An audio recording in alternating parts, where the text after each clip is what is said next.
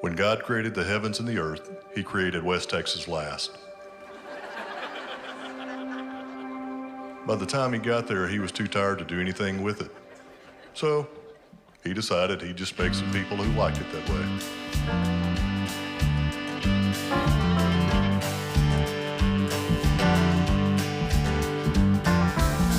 West Texas is the best Texas, from the Panhandle to the Trans-Pecos, from the Llano Estacado all the way down to Big Bend.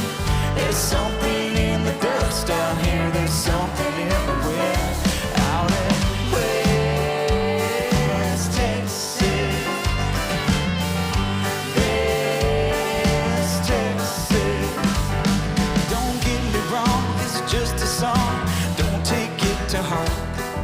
We love all Texas, but our favorite part is out in West Texas. Is the best Texas, from the Panhandle to the Trans-Pecos, from the Llano Estacado all the way down to Big Bend. There's something in the dust down here, there's something everywhere out in West Texas. West Texas.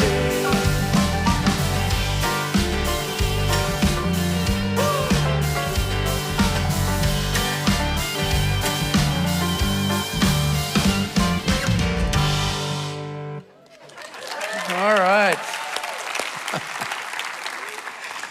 You know, when you grow up in a place that has no aesthetic values or qualities, save a good sunrise and a good sunset and good people, one thing really stands out, and it is the grace of God. So as I've been thinking about connecting the dots in my own life during this series, for me, it really means tracing the grace gifts that God has given me along the way in my life. Now, we talk about grace a lot, and grace is truly more than simply God's unmerited favor, and that's what we often hold up to as for what grace really means. But there are other connotations for the meaning of grace. It also means help. It means charm. That as we think of a ballerina being graceful, charming, and beautiful. And we often use the word grace to refer to Thanksgiving. We say, will you say grace at a meal? Now, grace, as I said, is really the predominant theme I want to connect today, but there's some great quotes about grace that I want you to kind of have in the back of your mind and your head today as I walk through my story. And here's the first one. This is a definition of grace by the wonderful theologian John Stott. Here's what he says. Grace is love that cares and stoops and rescues. Now, there's a guy named Justin Holcomb, not a very famous theologian, but I love what he says especially. He says, grace is most needed and best understood in the midst of sin and suffering and brokenness. And that is why everyone wants and needs grace, because only grace makes us alive.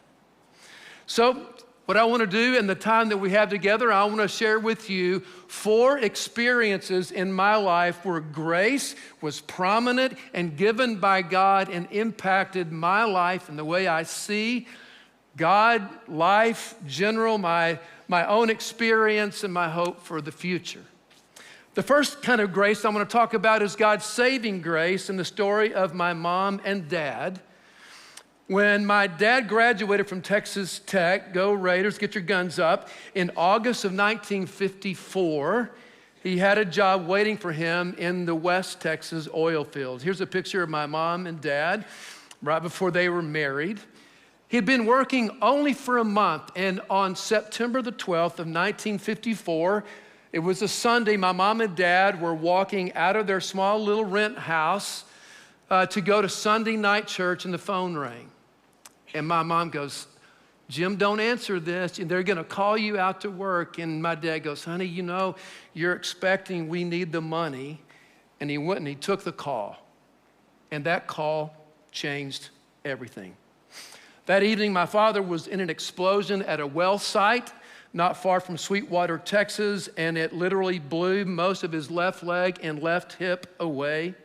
Miraculously, he survived till he got to the hospital, but all they simply did was pack his wounds and give him blood transfusions, and they gave my mom no hope that he would live or survive. Well, my mom is an amazing woman of faith, and she refused to give up on her young husband and prayed fervently for his survival along with both of their families. And to the surprise of the doctors, he clung to life. And he was in the hospital in Sweetwater for 9 weeks, and they finally said, well, we need to send him someplace else. So they sent him to Baylor Hospital here in the Dallas area, where he would stay for 4 more months in critical condition. There were numerous times when they called my mom and his family in to say goodbye because of all the recurring infections. But God's grace continually intervened. Now, there was a bit of good news in the middle of this 7-month ordeal. On January 3rd, a bouncing baby boy was born into the world, yours truly. And by all accounts, it was this new little boy that became the driving motivation for my father to live. Here's a picture. The first time he got to see me, he couldn't move, and so he had no strength in his arms, and he couldn't hold me. But Mom would bring me in to him day after day in those months in the hospital. Now, here's what you need to know. My earliest recollections were stories that my mom and dad told me of how God's grace intervened in the life of my father and saved his life. And every morning when he joined us for breakfast, he was living proof of God's saving grace.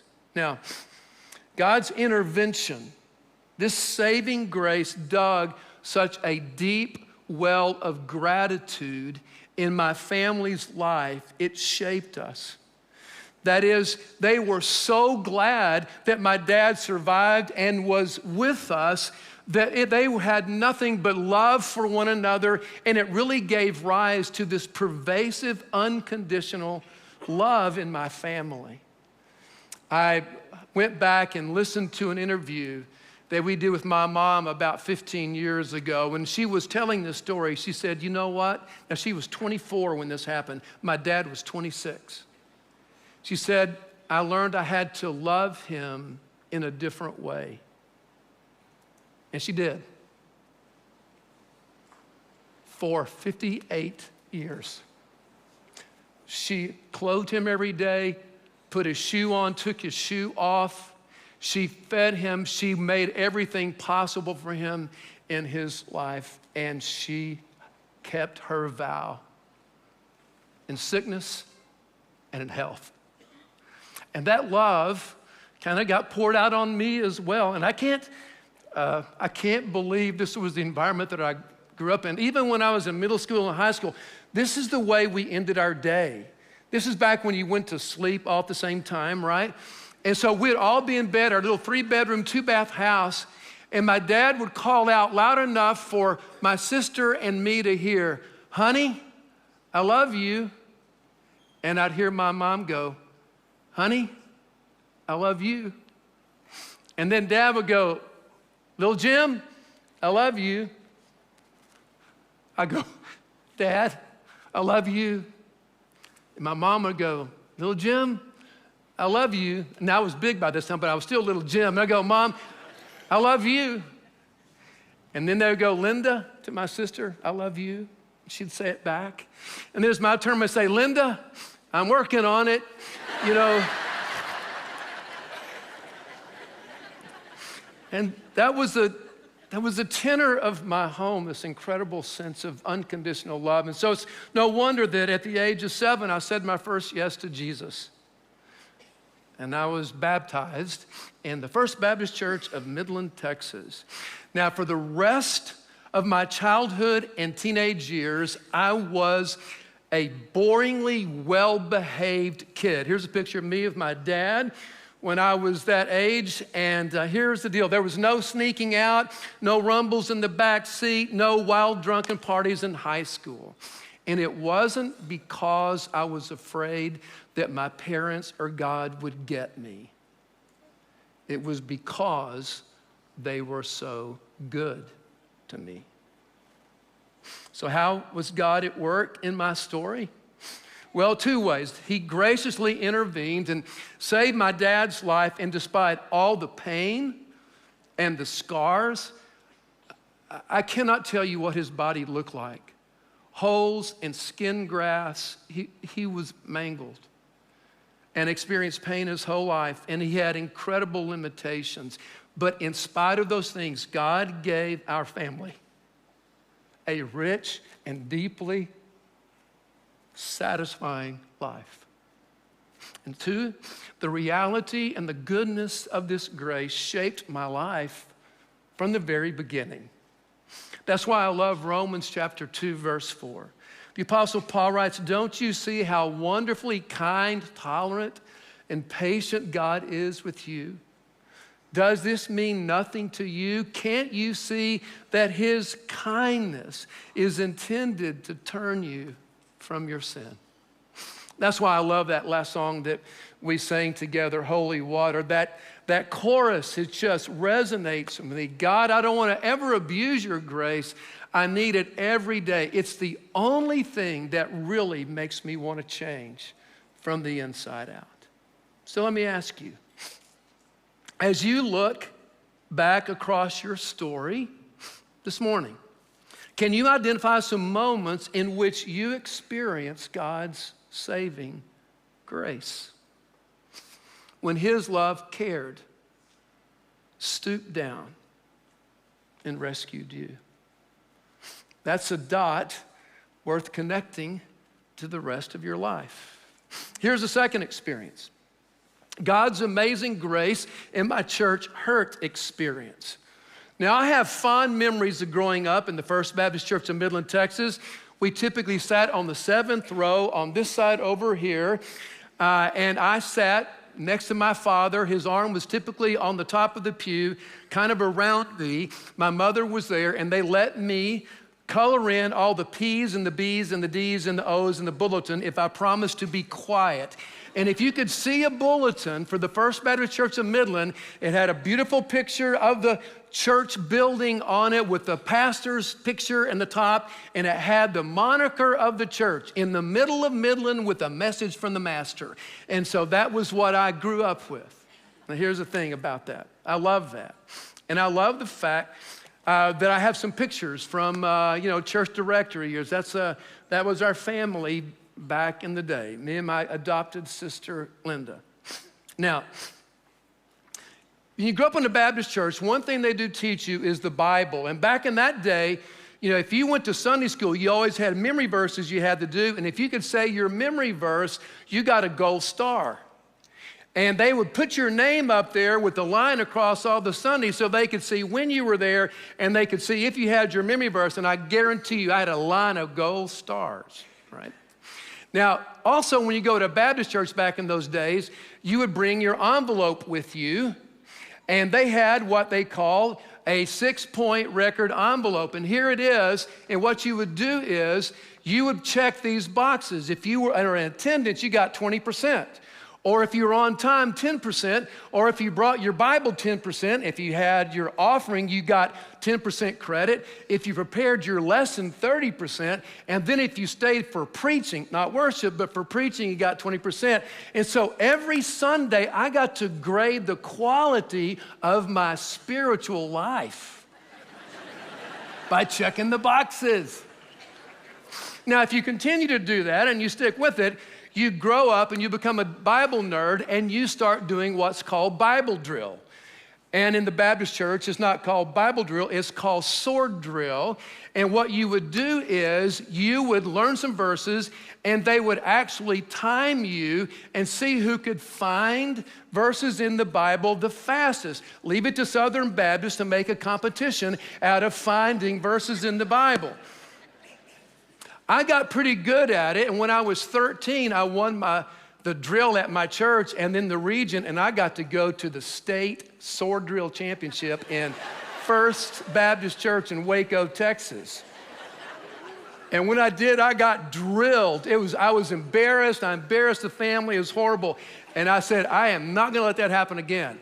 So the next year, when it was time for Bible drill, my father, bless his heart, got up with me every morning at 6:30 and called out 75 different verses. I could find any verse in this Bible in 2.75 seconds. And when I went to state, I won the whole thing. Now, here's the deal. There's a shadow side to growing up in that kind of environment, and here it is. You begin to think and believe that your acceptance by God and His approval of you is based on your ability to check the boxes and to keep the rules and to be a good boy. Don't cuss, drink, dance, or chew, or go with the girls who do. So, and I didn't then. Well, I guess ever. But in my high school years, I was active in my youth group and choir and musicals. I would go on mission trips. And when I was 15, I first felt the call to ministry. And by my senior year, I was cast as one of the lead characters in a musical that we were going to tour into the great Northwest. And I was really excited about that. I was going to have the opportunity to preach at a church. And in late May, before we left, one of my dearest friends in high school, Laura Cotton, had come back from her first year at Baylor. She invited me and a friend over to her house, and she cooked us dinner. We wanted to catch up. And after we had dinner, she looks at both of us and goes, hey, listen, my mom has some cooking sherry in the refrigerator. Would you like to maybe have a shot of cooking sherry? Now I'm going, I've graduated from high school. I've never tasted alcohol except in Listerine. And I said, yeah, I'll try it. Well, I mean, cooking sherry is terrible. I take one sip of it. It's horrible, and we don't think anything about it. We just kind of laugh. Well, a couple weeks later, my youth pastor calls me into his office and says, what is this I hear about you've been drinking? And I said, well, I don't know. I'm confused. Tell me. He said, what happened at Laura Cotton's house? And I said, well, we were just kidding around. And it was just cooking sherry, blah, blah, blah. But then I made a mistake because I have always been a questioner and I've always studied the Bible because I was a state champion in sword drill. And I said to him, you know what?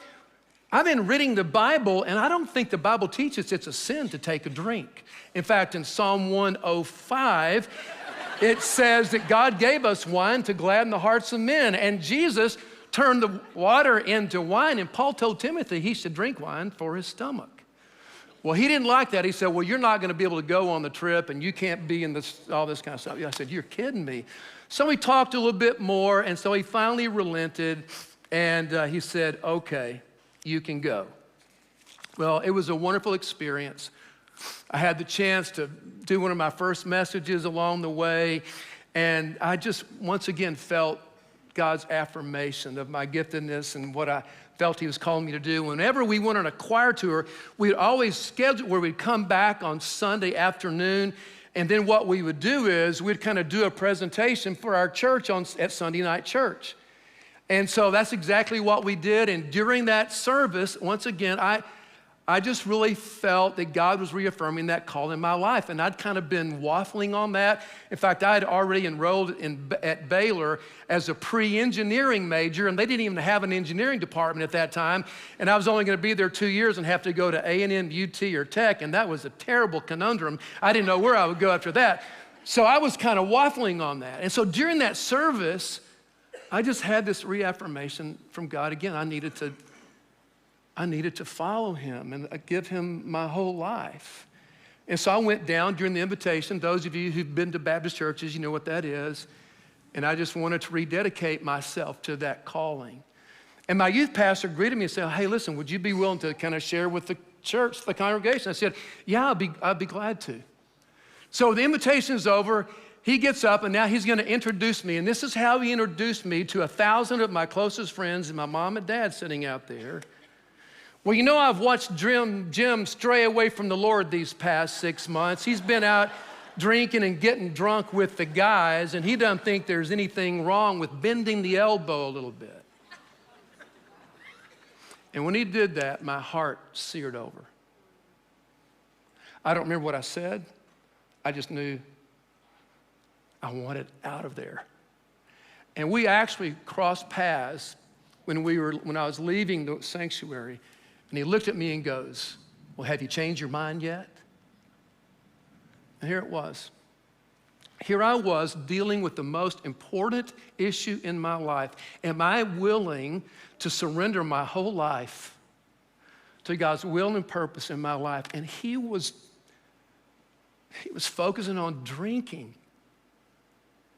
And I tell you, I didn't go to church my first semester at Baylor hardly at all. I still love God, but I was kind of done with the church. Now, thankfully, clearly by now, I kind of came back to the church. I think you know how that ended up. But here's how God was at work in my story. God used that hurtful church experience to deliver me from the bondage of legalism. The belief that my acceptance by God is based on keeping the rules and checking the boxes, and set me free to live a life motivated by gratitude in response to his amazing, unconditional grace. You don't have to respond if you don't want to. How many of you have had a church hurt experience in your life? A lot of us have. I'm glad you're here. And here's what I would say. If you have had a hurtful experience with the church, I want to ask if you can possibly see God's amazing grace use that experience in your life to give you an even clearer picture of the life that he desires for you. It was hurtful, but it was grace to me. It helped me get a clear picture of what Jesus really wanted from me in my life. And I pray that for you too. Here's the third thing. I call it God's providential grace in fulfilling the desires of my heart. Psalm 37:4, I must have read it and learned it when I was doing Bible drill, but it's one of my favorite verses, and here it is. Take delight in the Lord, and he will give you the desires of your heart. I always read that. I was intrigued by it. I thought of it. I knew it in my heart. And several years ago, when I was kind of doing an exercise like we're doing in this series, just thinking back across my life, I began to realize that there were times in my life when I expressed a desire, and a year or sometime later, God fulfilled that desire. It was never a conscious prayer. It was never something, oh God, I really need this. It was just an expression of a desire. Let me share some of those with you. The first one was simply meeting my wife, Robin. I'd come home from Baylor in the spring of '74 for Easter of my freshman year, and I was sitting with my parents, and I saw this beautiful brunette walk into the church. I think here's a picture of her. And I was going, Mom, who is that? And she goes, that's Robin Archinall. I went, oh my gosh, I remember her. Now, unbeknownst to me, Robin had seen me when she walked into the sanctuary, and she sat down and asked her mother and said, who is that guy? And she said, her mother said, that's Jim Johnson. She goes, no, that can't be Jim Johnson, because she remembered me in my geek years. Hey. But thankfully, I had finally made it out of my cocoon, and I looked a little better, okay? So when the service was over, I stalked her. And we met in the hall, and we had a wonderful conversation. And you know, perhaps you've had this experience. When you meet someone, all the bells and whistles were going off. But she lived in Lubbock. She was a senior in high school. She was going to college in Abilene the next year. I was going back to Baylor, and I was going, I have no reason to expect I'll ever see her again. But when I went home, truth, I said to my mom, one day, I'm going to marry someone just like Robin Archinall. So I went back to Baylor, came back, worked in the oil fields all that summer. And because you really can't buy clothes, really many good clothes in Midland, Texas in 1974, they had just opened a new thing in Lubbock called a mall. And it was the South Plains Mall. So I drove 2 hours to Lubbock to spend some time with my grandparents and to buy clothes. And let me tell you, the South Plains Mall on Slide Road in Lubbock, I mean, it was brand new. It was wall-to-wall people. And I was walking down there, and I walked shoulder to shoulder to Robin's dad. I went, "Hey, Mr. Archinall." He goes, "Hey, Jim, how are you doing?" And we chatted. He said, "Hey, listen, have you seen Robin?" I said, "No. Would you like to?" And I said, "Well, yeah." And so I thought he was going to take me to some really cute, clothing boutique. No, he takes me to Chick-fil-A. She's pushing chicken breast at Chick-fil-A. I mean, and so we have this conversation. Then her dad goes, "Robin was going to go to Midland this weekend to see her grandparents, but she wasn't leaving till late Sunday after church. Would you mind giving her a ride home?" A ride to Midland. I said, "Well, no, be happy to. That'd be awesome." So Sunday afternoon, we pick her up. My sister and mom are in the back seat. I'm driving, and Robin and I, 2 hours home to Midland. Now, when we get there, she calls her grandparents. They don't answer. They're supposed to come back from their lake house. I already have a date scheduled, so I get all dressed up and go out on a date thinking, well, she's going to be gone. Well, I come back, and she's still there. Her grandparents didn't come back from the lake when they normally do, and there was no phone at the lake house. So she had spent the entire evening with my mother, who was the Jim Johnson Chamber of Commerce person. And so, God bless Robin, the whole evening. And so it didn't take me long. I didn't let any grass go under my feet. And so we had a date the next night. And as we were sitting on the couch in her grandparents' den, I ventured a kiss. And afterwards, she looked at me with a big smile and said, "I think I'm falling." And I said, "I think I will catch you." And I've been catching her for the 49 years ever since that time. And 2 years later, we were married. And so I married someone just like Robin Johnson. I think about the randomness of meeting her dad in South Plains Mall, and I'm going, coincidence or gracious providence of God? I'm voting for the latter. Here's another one, very quickly. Living in Atlanta. After seminary, I was pastoring a little church outside in Troy, Texas. We had some friends who live in Atlanta, and we were going to go visit them. And this West Texas boy had never seen so many beautiful treed subdivisions in a town with the river running through it and mountains off in the distance. And while we were there visiting, I just kind of said to myself, man, I'd love to live in Atlanta someday. 10 years later, I became the pastor of Dunwoody Baptist Church and lived in this house with real trees. Oh my gosh. About the time that we visited Atlanta that first time, we were starting our family. And my favorite TV show growing up was My Three Sons. Anybody watch My Three Sons growing up? Do you remember the three boys' names? Mike, Robbie, and Chip. And I remember as a kid going, man, I'd love to have 3 sons someday. And when our family planning was over, I had 3 sons. There they are.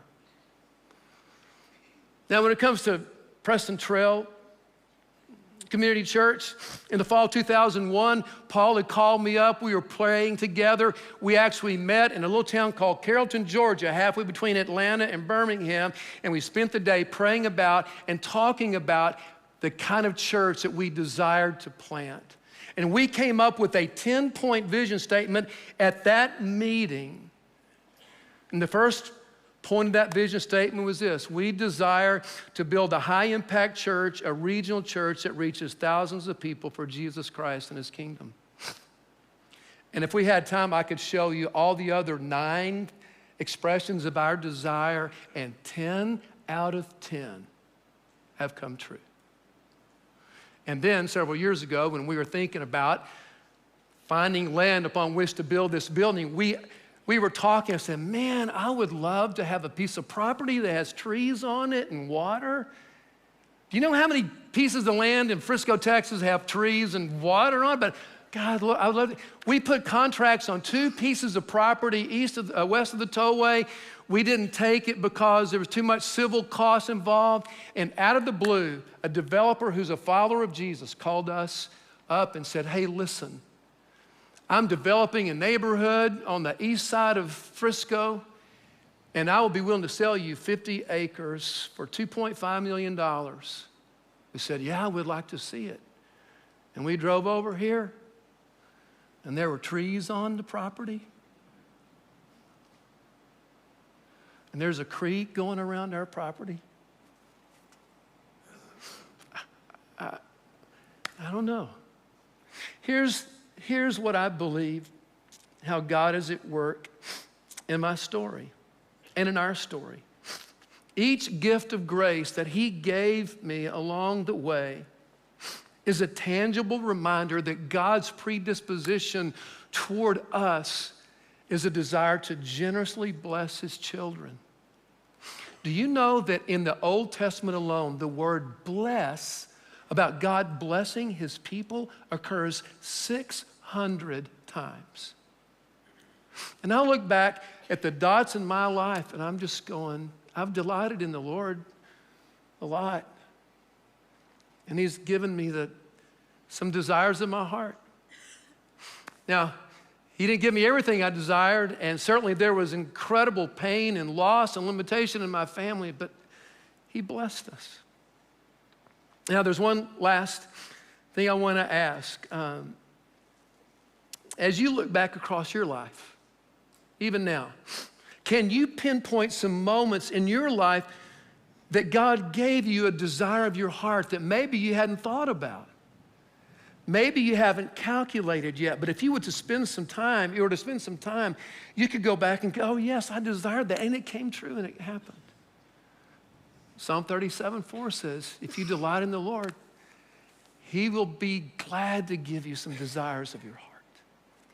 And here's the last one. I call it God's deciding grace and my son Tyler's gift.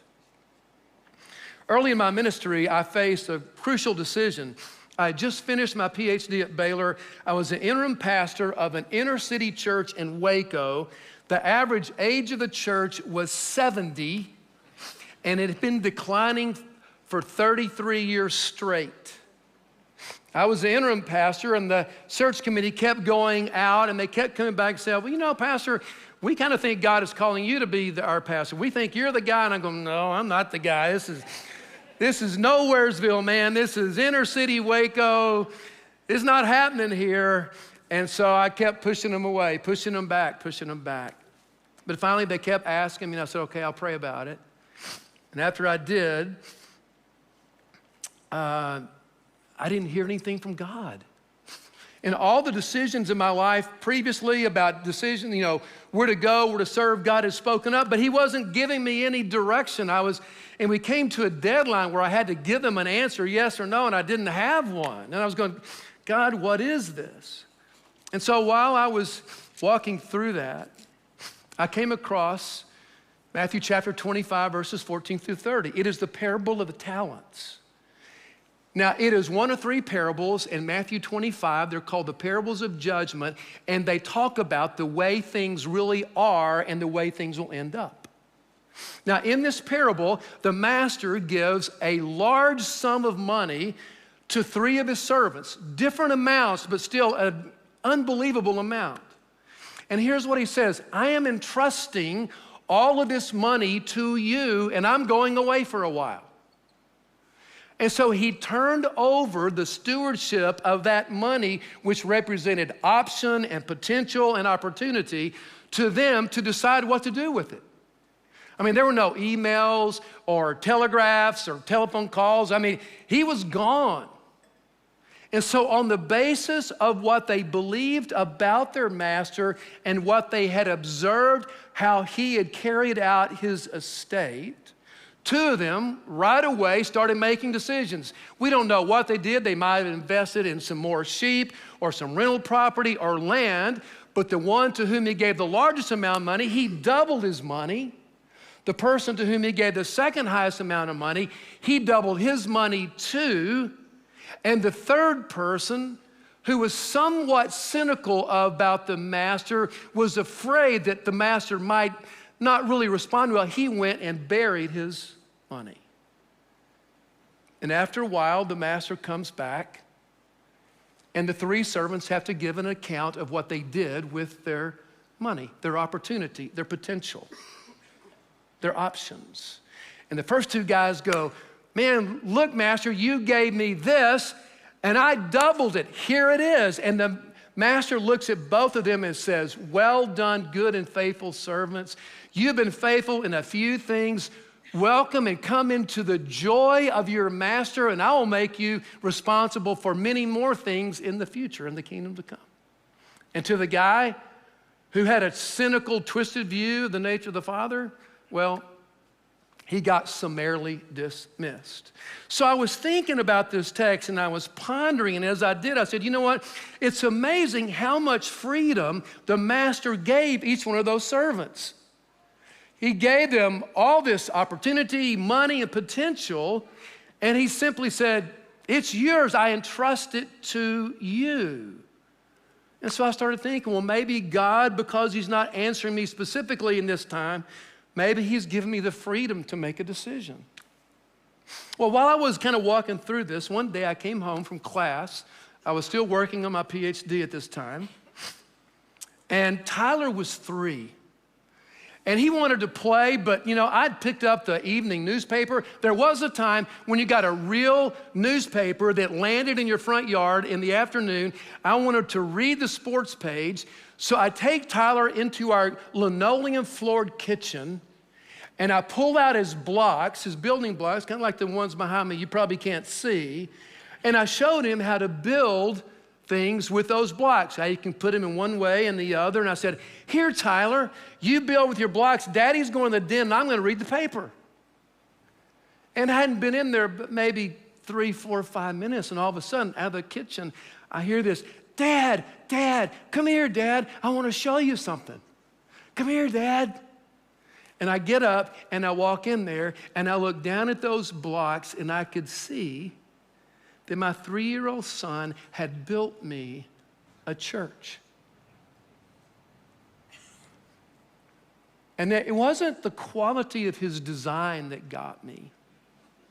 It was what he built for me. This little 3-year-old boy already knew what his father loved and what his father valued. And out of his own little 3-year-old will, decided to build me a church, and he couldn't wait to show me the church he had built. Now here's the thing. I guess if I had sat down there beside him and said, Tyler, put this block here, and that block here, and that block here, and that block there, I could have had him build the church, and I guess I would be mildly pleased that he followed me and obeyed my commands. But that mild pleasure was nothing compared to what I felt when my 3-year-old little boy knew me well enough to build me what I would want, and he wanted to please me. I've never forgotten that story, and I'll take it to the grave, because I believe that's the way much of life really is. You see, this is how God was at work in that story. He helped me discover that God's deciding grace gives each one of us an opportunity to take our one and only life, our time, our energy, our gifts, and our resources, and build a life that's based on what our Father loves and what he values, and then present it to him one day when we stand before him in eternity and go, Dad, look what I made for you. Dad, look what I built for you in my life. And I know we all would hope that we would, after presenting our life to him, that we'd hear him say, well done, good and faithful servant. So, here's what I want to ask you. What have you been doing right now with God's deciding grace in your life? What kind of life have you built? How have you used your life, your energy, your gifts, your resources to build a life that honors your Father? The band's gonna come out and they're gonna play an incredibly powerful song entitled So Good to Me. It's by Zach Williams, and some of the words are these: your heart is kind in all you do. You are so good to me. You are perfect in all your ways. How endless is your grace. Forever I will sing your praise. You're so good to me. And so while the band sings, here's what I want to do. I want to encourage you just to bow your head and listen. And we've been talking about connecting dots, and some of you have already drawn up your life out on the atrium, on our board out there. It's amazing to see how you've done that. But in these remaining moments, I want to give you an opportunity to connect the dots, to look for ways that God has demonstrated to you saving grace, providential grace, grace that demonstrates his care and love for you. And think about how you are now using his deciding grace.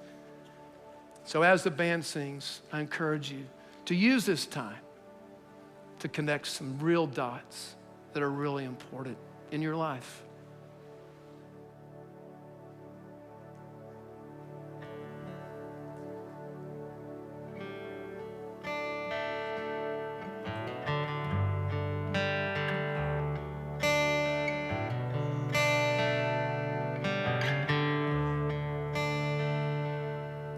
When daylight breaks with morning dew,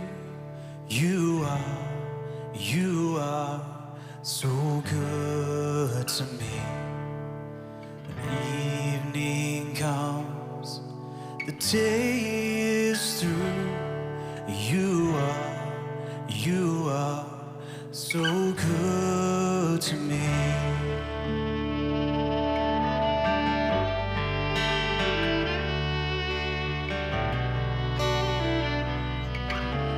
Love is wild, your promise true. You are so good to me.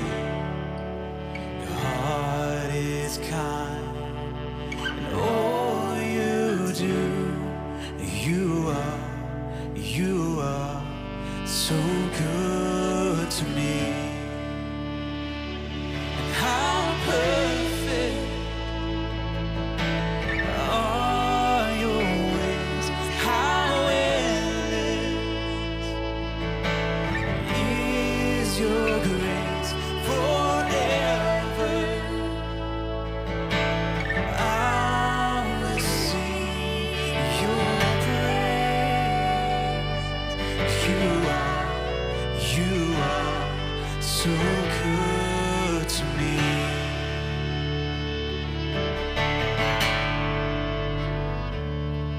When blessings come, when life brings pain, you are so good to me. When shadows fall, when seasons change, you are so good to me. How perfect are your ways, how endless is your grace. Forever I will sing your praise. 'Cause you are so good to me. You are so good to me. Oh, you are so good to me.